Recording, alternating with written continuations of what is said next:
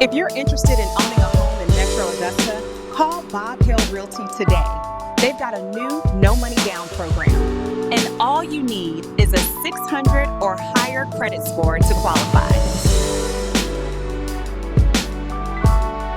Let us tour this luxury home, brought to you by Bob Hale Realty. Thank you for joining us. To Martinez, Georgia. Today we're touring real homes and explaining pricing, neighborhoods, and the cost of living. I'll also show you how buyers are purchasing homes with little or no money down. Stay until the end because we'll go over the credit score requirements and home loan programs many people don't even know they qualify for.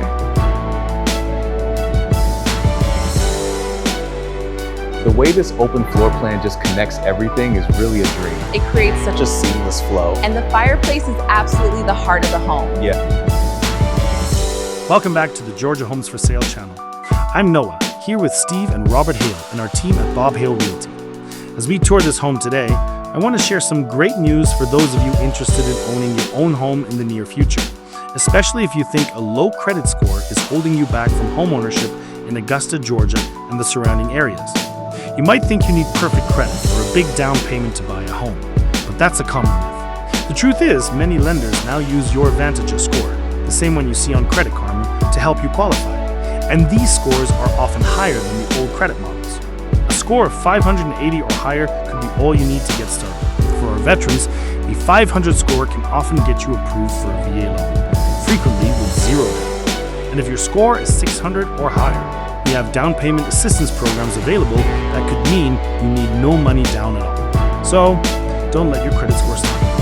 Call Bob Hale Realty today at 706-796-2274 or 706-840-4663. You can also visit us at bobhale.com to check out the latest listings, whether you're looking to buy, rent, or even explore rent-to-own opportunities.